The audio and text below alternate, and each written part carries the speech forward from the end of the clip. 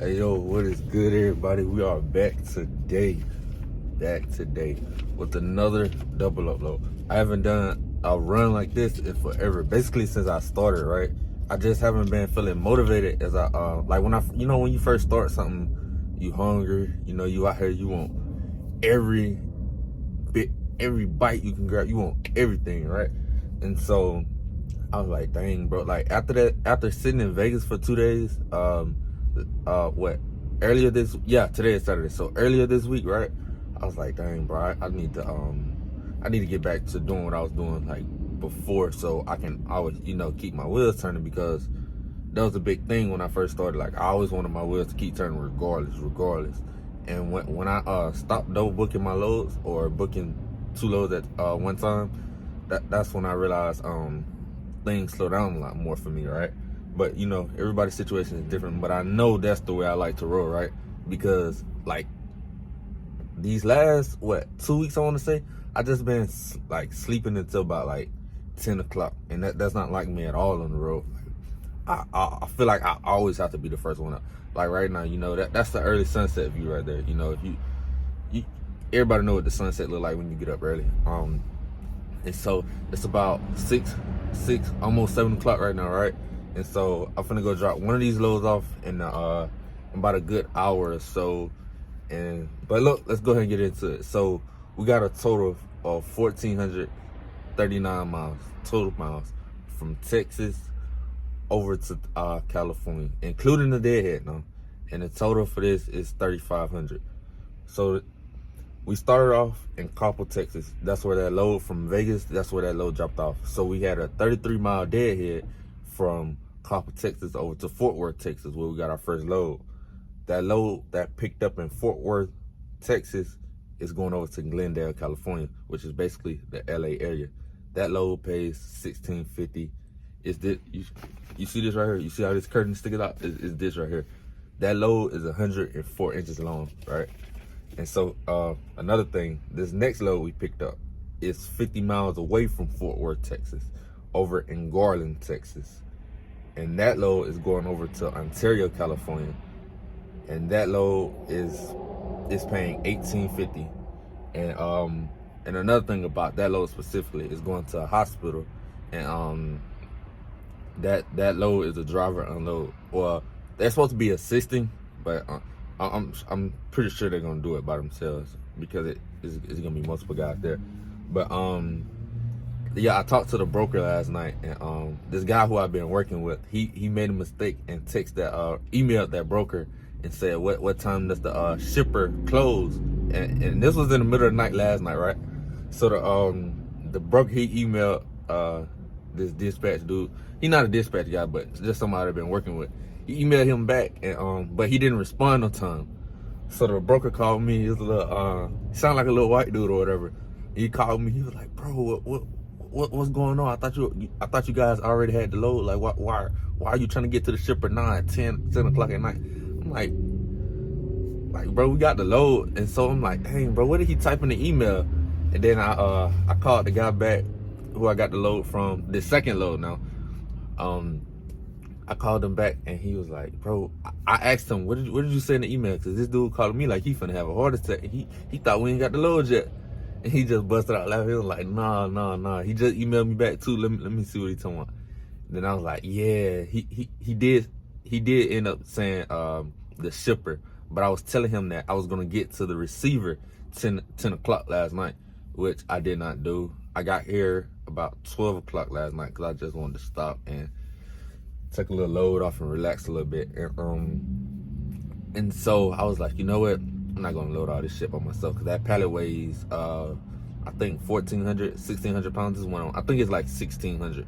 And so I was like, man, I'm not finna load all that by myself. And it's not that many boxes, maybe about 40 cases total on that whole pallet, maybe a little bit more, maybe a little less. I was like, you know what? Because when I talked to that broker last night, he was like, you can either just unload it yourself, or you can just wait until the morning. Which I was like, you know what? That sounds a lot better. I haven't done no hand stacking, nothing like that in a minute. So yeah, and that load is a 48-inch standard pallet. So with that first load, 104 inches right here. This You see how far this coming up? Like, that's the load right there. And so we also got a 48-inch pallet back there. So that means 152 inches of cargo space. And if you don't believe me, I'm finna show you. Just give me a few seconds. But look, like I was thinking when we was booking these loads, I was like, dang, bro, how we gonna get another pallet back here? And I was like, I know I got at least 4 to 6 more inches of space. And that was exactly what I needed, right? And that's exactly what I got back there. Like I went on this floor right here. It's a good thing I had already taken the wall out, but I left that thing on the floor so that freight won't slide all the way forward. I may put it back on because, you know, if you brake real hard, that freight will slide forward, like even up under them straps. If you don't have E-tracks or the straps in the front and behind the load, you know, of course you can have it over, but it can still slide up under. That happened to me before, unfortunately. But yeah, man, let me show you. All right, guys, so check it out. High class item, a big thing of glass, a big frame of glass, actually, right? So check it out. Look how long that is, right? All right, so what I do, I got my tape measure right here. I need you guys to hold me up about right there. Help me out for a second. All right, check it out. So that is exactly what we have, approximately 104 inches on this one right here.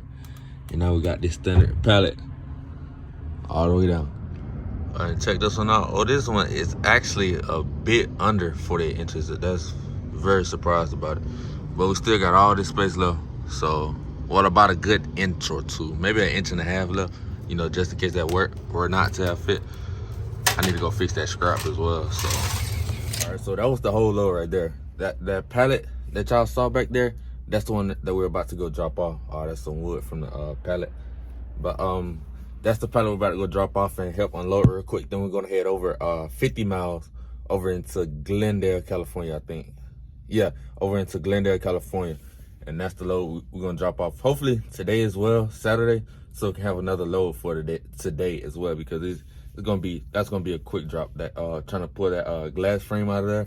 And I gotta say, man, if you're not following me on all my social medias, it is a link tree down below that's gonna take you to everything. Instagram, Snapchat, YouTube, TikTok, Facebook, everything. It is down below. You are missing out. But look, with all that being said, let's go drop out this load real quick, cause we gotta. Bro, peep this gas though. Gas literally went up overnight due to the war. Like, we know gas in California already high, but check this out. Like, and it didn't even update on the on none of the apps or whatever how high the gas price had went up. It just so happened I was on the phone with my buddy, and he hit me up and he told me what was going on over here in LA. So I was like, dang. So now about this whole trip, I think I've spent like an extra $80 on gas. All right, now so back to what I was saying about how this broker, he was saying that these people, like, it was blood or something, like it was urgent, like it needed to be here, right?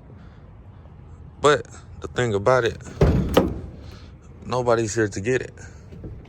Or it looked like it's just bags. Let's see. I know somebody know what it is.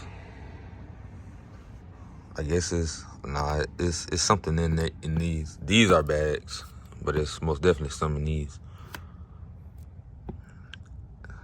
Whatever that is, B Solution.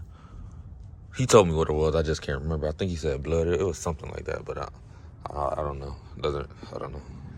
And let me know, do you guys wash your van on the road, or do you just wait till you make it back, you know, to back home or whatever?